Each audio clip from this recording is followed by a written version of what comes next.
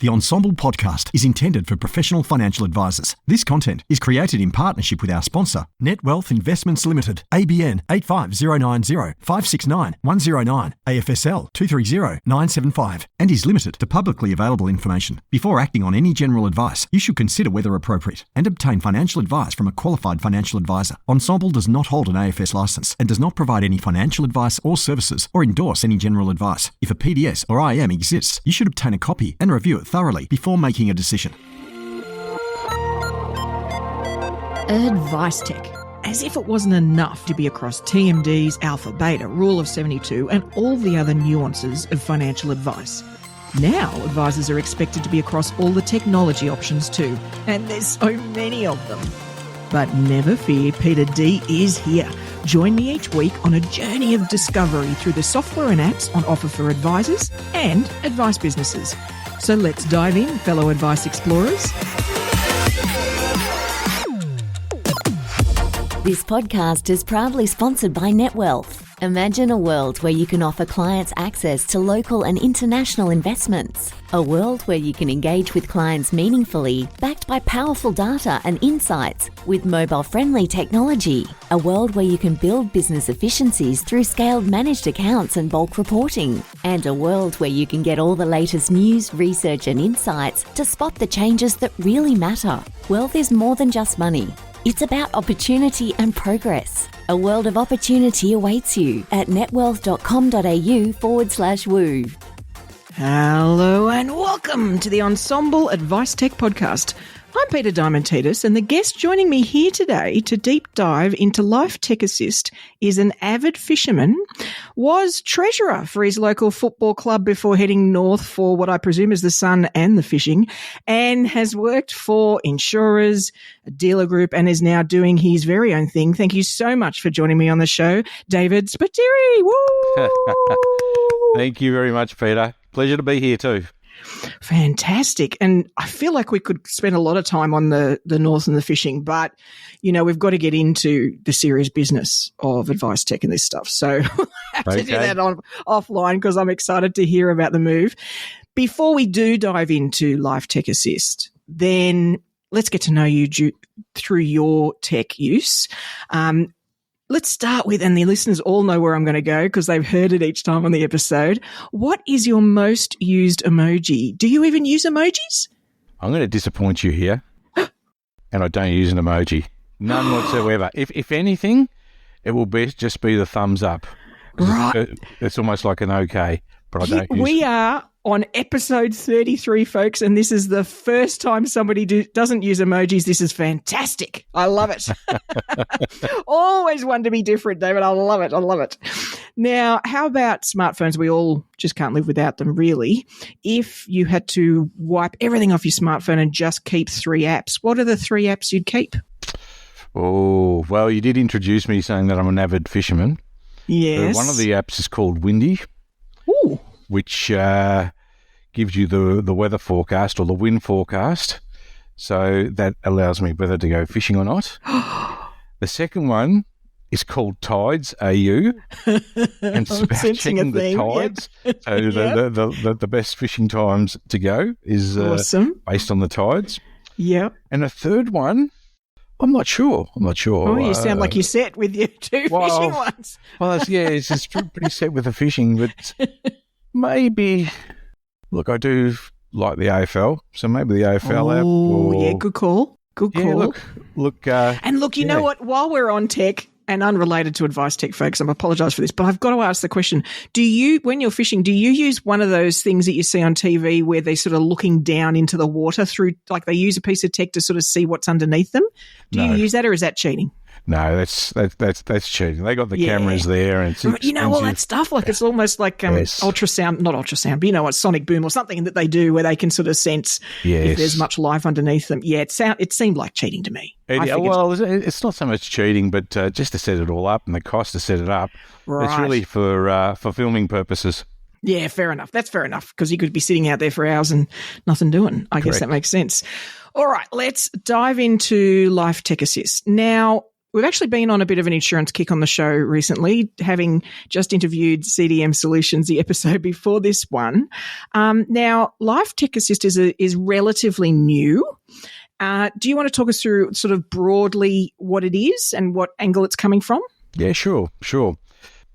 In actual fact, I'll be lying if I said I invented the concept of it, even though I've been doing it for many, many years. Mm-hmm.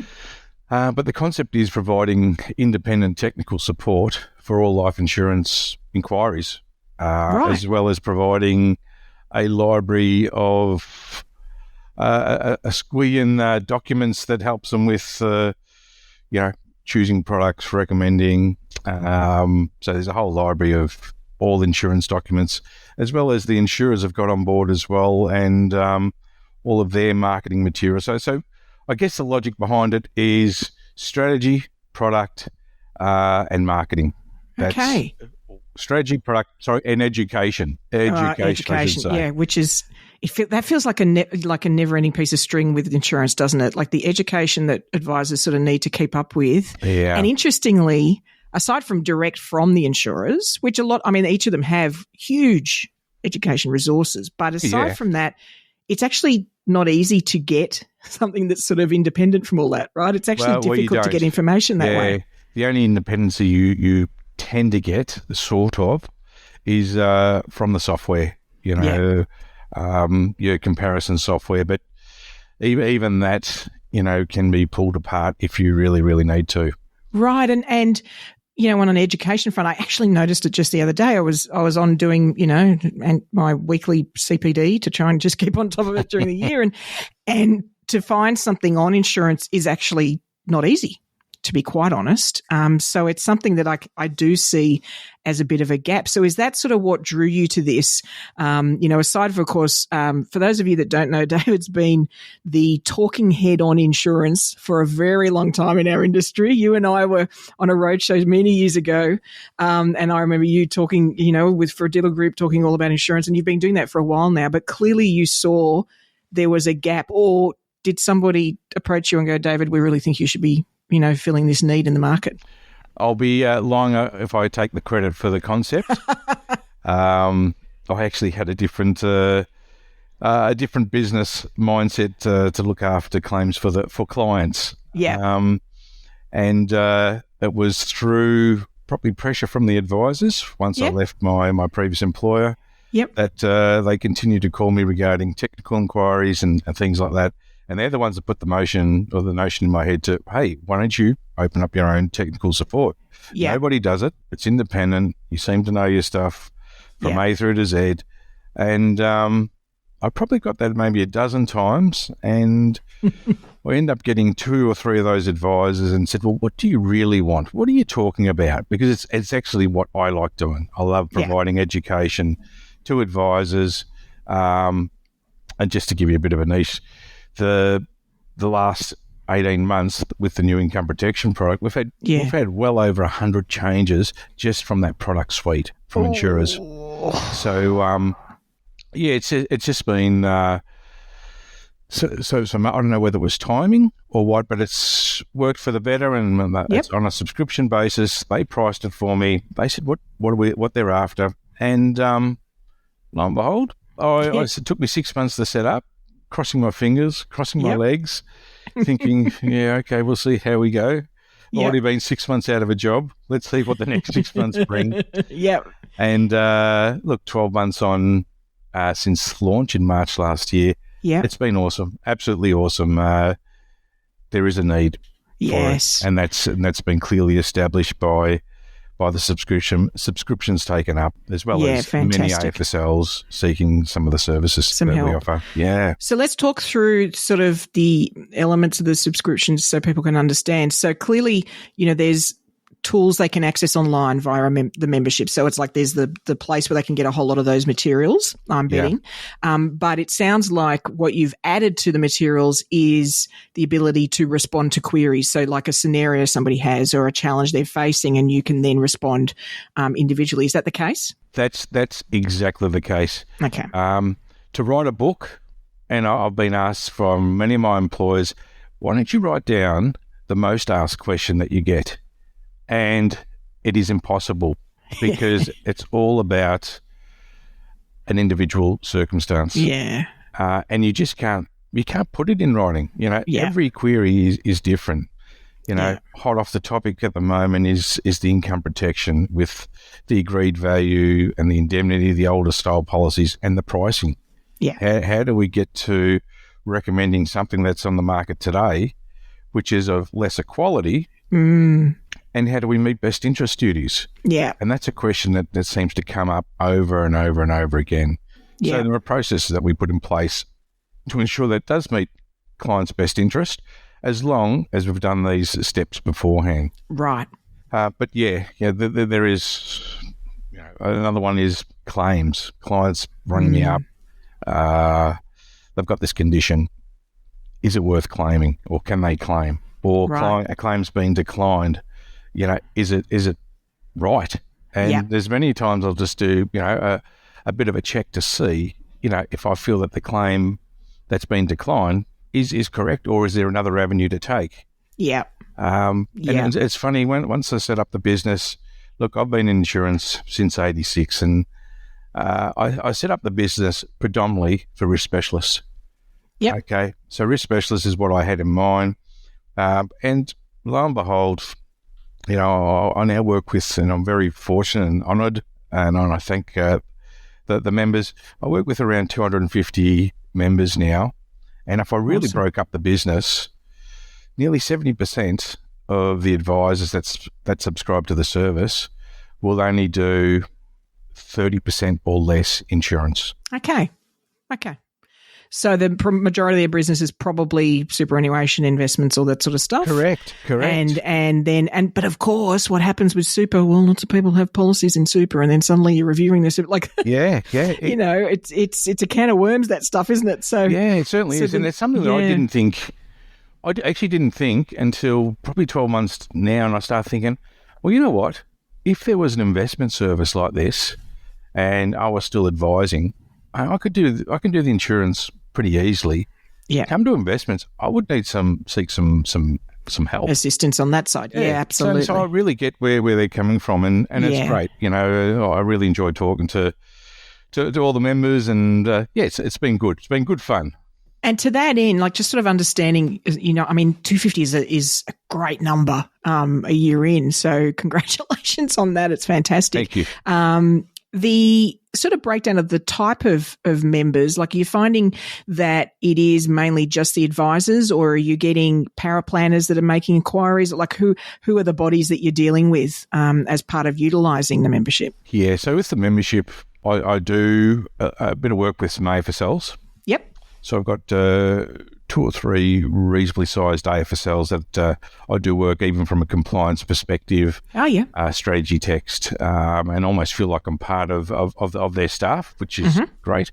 And then with the subscription-based service, generally how we operate is per practice, 1 subscription, maximum 2 advisors. If there's more than 2 advisors, well then, it's more. And what the subscription is for the advisor, their support staff, paraplanners. So, it's actually depending on how they work. So it'll be, Correct. So it'll depend on who is the body maybe collating something, or so it'll depend whether it's the advisor or the other, which I think what I like about this sort of service, and having dealt with even yourself and other similar technical bodies in providers, is being able to say to the staff, look, if there's something you hit that you can't get to the bottom of, start with them. Yeah. Is just a great way for them to learn, aside from anything else, right? It's because actually me giving them an answer isn't as powerful as them having to enunciate it to you, and then you iterate with them to get the outcome, and they learn as part of that process. That's a good call. So it's, you're right. You're right. So it's sort of more powerful in that sense. So one of the things I noticed in the sort of list of resources, which caught my eye just a little, is industry super insurance handbooks. So I'm betting there's some questions you get about those a fair bit. Many questions. If I look at what's the most downloaded document in the library, it is the industry super fact sheets. Yeah. And I guess what that is, it's a fact sheet on every industry fund, and it's one page per industry fund, and it looks at their automatic acceptance levels, who are their underwriters, how they charge their premiums. Everything is page reference. There's commentary below on some of the things that I see you may need to be cautious or aware of. Yeah. And in relation to getting the insurance document from the industry funds, we've also created an area where you can download the industry booklet, which at times can be difficult to find because, I'm not sure whether you tried to look for them even when setting them all up. I'm thinking, geez, these industry funds, some of them hide that industry booklet, that insurance booklet. Look, it's hard to know whether it's just badly designed websites, because like the multi-click, when you've got to go through 8 layers of clicks to get to something, I'm not entirely sure it's intentional as much as it's just they don't get that when somebody's looking for information, I want to click once. I just want to go straight to the info, please. And that's true of their clients too. That's not just us as advisors. Yeah. And I think that's part of the challenge. And I think the other part is that that information is seen as something, is anybody ever going to want that anyway? So maybe that's part of it too, is it's sort of left in the bowels of the website. Yeah. And I'll tell you what is interesting is the different ways that insurance booklet is set out. Right. There are just so many different methods that they've put the booklet together. Yeah. It's crazy. It can be daunting. It really is. And, researching them all firsthand. Yeah. And particularly, I think what I'm loving about the approach you've got with the service is if we all start from scratch digging out these things, then your energy is on everything. Whereas if we can start from a base where you've done a certain level of work and are almost flagging things, then we can focus on the flags, right? We can focus on the watch out for this, or were you aware of that? That can make a big difference of narrowing down, how you can compare or things you want clients to be aware of. Because, the truth is there's going to be many situations where a client should hold on to whatever the hell insurance they have, but we still need to get on top of what that is and how it's going to work. Absolutely. And I feel the biggest fear out there for advisors is meeting the best interest duties. Yeah. It seems to be something that, am I meeting the best interest duties? And my theory behind the best interest duties is as long as you can put your client in a better position to where they are today, you've met the best interest duties. Now, in theory, it sounds great, but what happens if someone's got one of the older style income protection products and, cost is an issue? Yes. And they still need the insurance. But if they were going to cancel that policy due to the cost, even after trying to reorganise it to something more affordable, they're still going to cancel it. Taking out something that's available today is still in the best interest because they would have ended up with nothing. Correct. Yeah. Correct. Yeah. And it is, there's a lot of that, I think, in insurance, because it's not just on or off. I think often we certainly the public look at it that way. You get those calls and they've got all these, multiple different policies. Oh, well, we're just, is it worthwhile? It's costing a fortune. And it's, well, maybe we should cancel. Wait a minute. That's like saying you should cancel 4 different services you have all at once. Like, well, no, that's not how we do this. Let's, there's small steps you can take. So in terms of that then, I'm betting that there's a whole lot of other ways that, aside from that sort of thing, and maybe pointing people in the right direction of what to look for, things like even, strategies in insurance and calculators and stuff like that. That's something else that you've got as part of the membership as well? Yes, there's many calculators in there. Yep. There's methodologies on calculating personal insurance, income protection, and business insurance. I'm not giving tax advice, but there are, some of the tax implications on the different structures. So there's all that there as well. And it's an interesting thing with insurance. So when you're working as an advisor and doing investment advice or underlying investment advice, whether it's in super or wherever it is, you're probably at least each year, if not more often, you're revisiting things. So in terms of building the skills, then there's a more rapid escalation of the skills in investments, even if you're working as a paraplanner. Whereas with insurance, there's the upfront work you do. And then really, unless somebody talks about, like you say, adjusting, and we can do the annual reviews of their costs and the level of cover, but really then claims is something that, some members of your team in a practice may never have experienced a claim, even if they've been with the business for ages. Yes. So I'm betting claims is one of the things that people end up needing a bit of help with. Is that the case? Yes. I do receive many calls from advisors saying, clients just rang me up, they've got X, Y, Z. What do I do? Is it claimable? So we just need to dig that a little bit deeper and hopefully provide them some strategies and things to consider before submitting it to the insurer. Awesome. And likewise on the back end, if the claim is not fruitful, why isn't it fruitful? Just getting that second opinion, I feel is a lot more comforting, and the fact that I'm not aligned with any insurer or anything like that, seems to work quite well. Yeah, absolutely. And so is there any, in terms of the practices that are sort of really working well with, engaging with the membership and their team are using it well, is there any tips for anybody? Is there any ways of approaching it that you think work better for a practice? I guess I'm probably going to get back to a step that you just mentioned earlier in relation to strategic advice. Yep. Since the introduction of the new income protection, it's become more strategic. Yep. And that's what I'm seeing out there with a lot of advisors. There's a lot of philosophies out there with claim statistics, and there's advisors doing 5-year benefit periods, right, which is generally own occupation and tacking on total and permanent disablement. Some are doing a 2-year with total and permanent disablement. Some are saying to the age of 65. Cost is becoming a lot more relevant.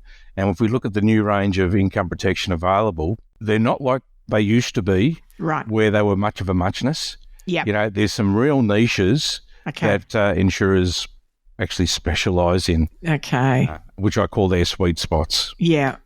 And that, you're right. I mean, that's what, the reverse is now potentially the case, say, with platforms in investments. There are differences, but they've all come a lot closer than they used to be. Yeah. Whereas it sounds like what you're saying is we're almost getting the reverse now because of the way these changed for income protection. Changed because the recommendation by APRA was to produce a product that covered off this, and that. So no insurer knew what the other insurer was doing. Yeah. Fortunately or unfortunately, I was on 3 or 4 committees of their product development, signing all these confidentiality agreements, which I was bloody useless because I knew what other insurers were doing. So everyone brought out an offer that was different to everyone else. Yeah. So that's hence the reason why there's been over 100 changes. Some were a little bit off the mark compared to some of their competitors. And some so then they're adjusting. So they're continually adjusting and adjusting. Yeah. So hence the reason why there is difference between one company product to another in relation to niche. But the fundamentals are the same. They provide an income in the event of sickness or accident. It's just all the nitty-gritties that fall behind it. Yeah. And I guess the other thing that I could see being powerful people is let's say that maybe they do, like you say, maybe they do a third of the business is insurance, but it's predominantly, personal to individuals insurance for their personal needs. And then they get that self-employed person or somebody that needs something a little different, then, it's natural for an advisor to sort of hesitate and like, oh, hold on, this is a whole world naturally and validly. Yes. Oh, this is complicated and different and detailed. And to be honest, the insurers have a varied, quite a varied helpfulness in that sense in terms of helping you get across the line. So I could imagine that's where you can help too, is to go, all right, like you might know your stuff over here, but let me help you out on this sort of new part of insurance that you're now tackling. Exactly. Yeah. Look, I don't provide recommendations, but I certainly provide providers to consider. Yeah. And reasoning as to why I would consider them. Yeah. And even just the insights into, what to look out, what to even ask the client for or what to look out for, or there's nuances to all of this stuff. No, we've built a number of tools, for pre-assessments, for marketing checklists. There's a whole range of things there that they can use. Yeah. But if I can give some very, very simple, not advice, but simple things to consider. Tips is pre-assess pre-assess the case and get Yeah, the okay. information up front, because Yep. insurance is it's starting to take longer and longer to get through. Yep. So, and it's just like painting. The job of your paint job is only as good as the preparation. Look, and I would wholeheartedly agree with that, only in the sense that just dealing with the insurers generally at the moment is, or has been really for the last 12 months, tough, because you can be waiting 40 minutes on the phone just to get something quite simple emailed out to you, which may come within days or weeks. Like there's clearly some challenges generally going on. And so if some tips from you can help clarify that, so it's even a 1 request exercise as opposed to a 5 request exercise with the insurer, that can make a huge difference. Let's talk about the sort of marketing element of this, in that my understanding is you've got some tools there that could help advisors sort of bring up insurance, or that they could utilize as part of their marketing efforts. What does that entail? Look, I pretty much piggybacked off a lot of the material that insurers have produced. Yep. And it's things like intergenerational advice. Yep. Educating clients, particularly from a claims perspective. And one thing I do talk about, and we always, advisors and myself, we always seem to look at price. What we don't consider, and we can even put this in the statement of advice, is the wellbeing programs that insurers actually put out. Yep. The Vitality, AIA Embrace, Best Doctors, yep, Tel Enhance. There is so many of those programs out there. And there's so much education on rehabilitation and assisting clients. Use them. They don't get used often enough. And they are great tools, absolutely great tools. I'm not sure whether we sometimes think, are they trying to deny a claim, or are they trying to, by using the rehabilitation? No, they're actually great tools. And, I can talk firsthand with an experience that I had many moons ago with MLC Best Doctors, where I thought that was just another thing that they'll throw out. But I actually was able to utilise that service and got an absolutely fantastic outcome. And ever since then, I've been a big believer. And I think it is, we've got to let our suspicions go for a bit. We've got to stop being quite so cynical, and also understand that, because I think also in our head we're like, but what's the chance I'm going to use that? Well, probably about the same chance as making a claim. Yeah. That's the point. These things are designed often, particularly Best Doctors, to sit alongside somebody who's going through that process. And it's like, well, if you view the insurance as valuable, then probably the service will be too. It's and everyone's looking at industry funds and the insurance they've got within their superannuation and all that. Those are the insurance in the superannuation or their employer super doesn't have these sort of things. No. Things like the financial planning benefit. Yeah. This is things that I believe can be put into your statement of advice as to why it's in the best interest to use one of the retail providers. Yeah. Yeah. And I think it's a valid point you make, where we're like, no, this is just a not a fad, but like a little gotcha that's an extra thing that's not really worth anything. But interestingly, I know from somebody I used to know that worked in workers' comp, and the insurers spent an inordinate amount on things like the pain centres, trying to analyse pain and how people can better handle, if they've got chronic things that go on for a long time, how they can better handle that, and the techniques we can use that are more new wave. And like, these things aren't, like you say, trying to avoid spending money. They're spending a fortune on them. They're investing serious money. I mean, some of the best research and development in medical science happens because it's an insurer that funded the thing. So, so what they're interested in is the good outcome for, their policyholders. So does it potentially help them? Well, sure. But I'm okay with that.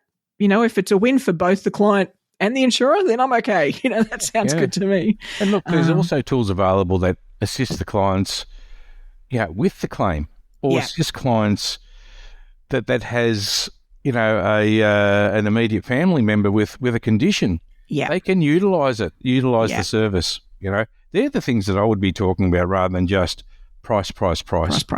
Yeah, absolutely.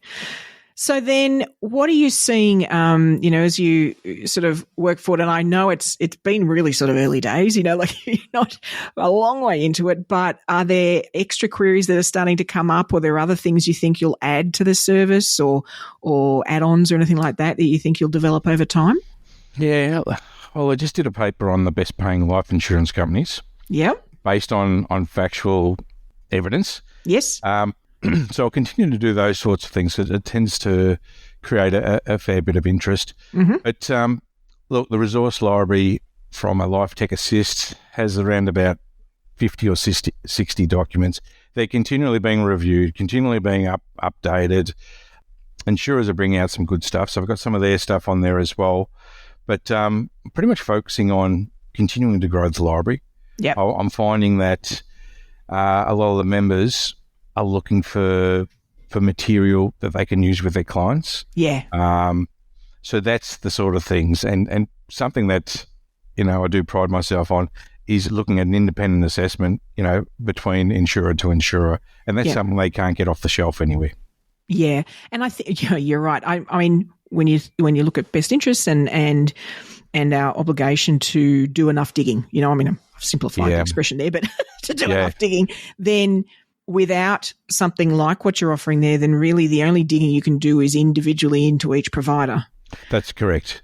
So it doesn't really help, that's not really helping our research in that, well, sure, you've done some research, but there's not some sort of overarching expertise applied to that can sort of enhance the efforts of that research, that can really demonstrate, looked into this, here are some highlights, here, that sort of thing. So I think a bit like, research houses for investment, it's sort of along a similar lines. It's sort of giving us another place we can go that's outside our world and the provider's world that says, hey, here are some insights. So I think we can't underrate that in terms of its value. No, and as I said, best interest seems to be a real bugbear for a lot of people, meeting best interest. And 99.9% of advisors are meeting best interest, but how do they actually articulate in a statement of advice? Yeah. And it's just sometimes picking up the phone and saying, hey, listen, this is what I'm thinking, blah, blah, blah, blah, blah. What do you think?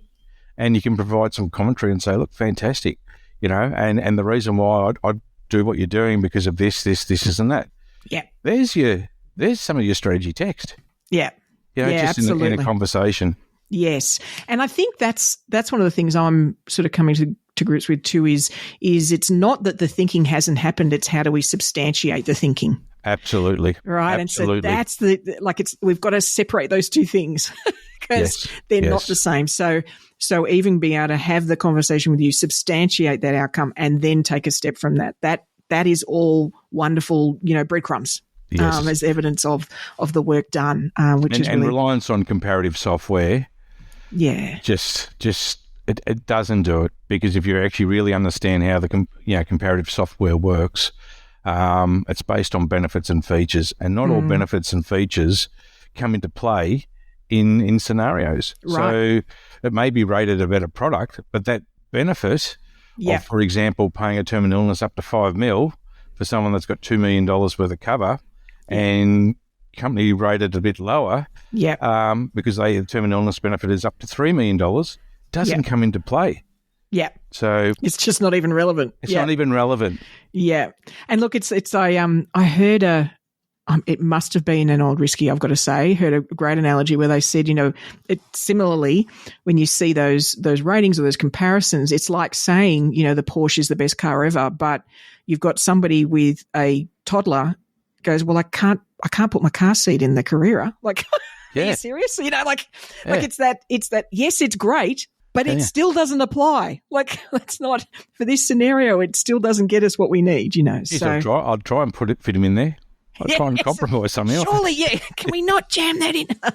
And look, I've said that, and I am confident somebody's going to reach out and go, they do one with a car seat. Like, I'm sure that'll be the case. But the point stands, it's got to be suited for the particular individual we're looking at. So have we missed anything? Have we covered the sort of the key elements of AdviceTech Assist and what you're providing? I think we have. As I said, it's an independent service for advisors looking for assistance with any of their insurance work. And I pretty much take questions on virtually anything, and the person I'll be speaking to would be speaking to me. Yeah. As well as a self-serve document library that they have 24/7 access to. Perfect.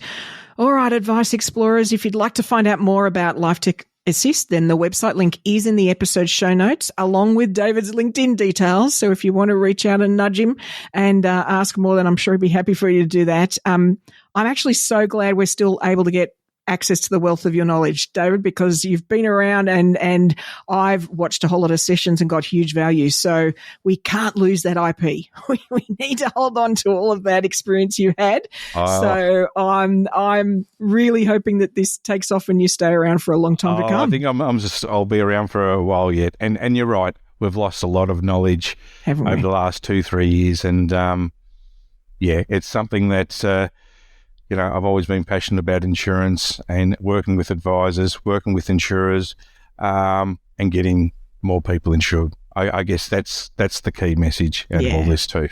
Absolutely. Well, thank you for your time and best of luck for the future. Thanks, Peter. Really enjoyed it. Thank you. So, are you one of the 250 advisors that are current members of LifeTech Assist? How have you found it? Where's it proved useful? What problems has it solved for you? Please share your insights on the Ensemble community platform. We'd all love to hear your take. Insurance is one of those things that I feel like we all need more assistance with, and there's so much nuance on. So, please let us know how you've found the tool. Now, in terms of my thoughts, then I can see a fabulous sweet spot for a tool like this. Well, on multiple fronts, but one in particular, if you've got young advisors, maybe new ones, professional year, but also new to insurance in particular, then to have a service like this where the service is their first port of call for insurance queries. So you could even have a practice that focuses predominantly on insurance, right? But use a service like this, it's inexpensive per month as their first port of call, then it is wonderful learning they're going to get. So this is almost like providing them an insurance mentor on tap, right? Somebody they can go to and they'll gradually build up their expertise, utilize all the wonderful resources, and then can even bring it back to you for you together to debate it. Most of our practices aren't big enough to have an insurance expert with as many years experience as David has. So to have that small piece of him through the membership or somebody like him is a powerful way to really amplify the level of expertise you can demonstrate in insurance. So to me, that's really what this is doing, similar to, having an internal chief investment officer when you get big enough, then, this is your chief insurance officer, but, we're not big enough to do that. So we're, utilizing a membership like this to get us that expertise. And of course, the resources will be really beneficial. There'll be a whole lot of value there. But I think, being able to say, look, here's a client. This is what I'm thinking. What do you think for a strategy? Is there anybody in particular I should avoid or look out for or look at what features this is really valuable. Fantastic information. And for it not to be, you can ask the insurers, but for it not to be just the insurers is super powerful. So, I think that's a great niche that David is filling there. Now, you know what time it is. We've come to that section of the episode, the Curiosity Corner part, and we're going to cover, an app that helps you build that curiosity, but also I think could potentially solve a challenge that some of us may be having. The Curiosity Corner app for this week is MySocial. Now, you can find it at mysocial.ai, and their tagline is Earn Trust on LinkedIn Intelligently. Now, this is actually relatively new, actually very new to market, only a few months old, and it's actually been built by a team based in Australia. And the tool is focused on helping people increase their online professional profile. So this is really LinkedIn focused through increased reach and influence. And what it does is the tool uses AI and machine learning to help you really curate and create content that targets, your niche and enhances your voice. So it's sort of a bit like having your own sort of brand agency, I guess, or, the sort of thing that can help you deliver consistent content on LinkedIn. So, it can curate content. It can it in fact has the ability to use AI to write the first draft of a post for you. Wow, just getting you that extra lift in terms of brainstorming so that you're not looking at that white piece of paper and starting from scratch. It can schedule the content in LinkedIn for you.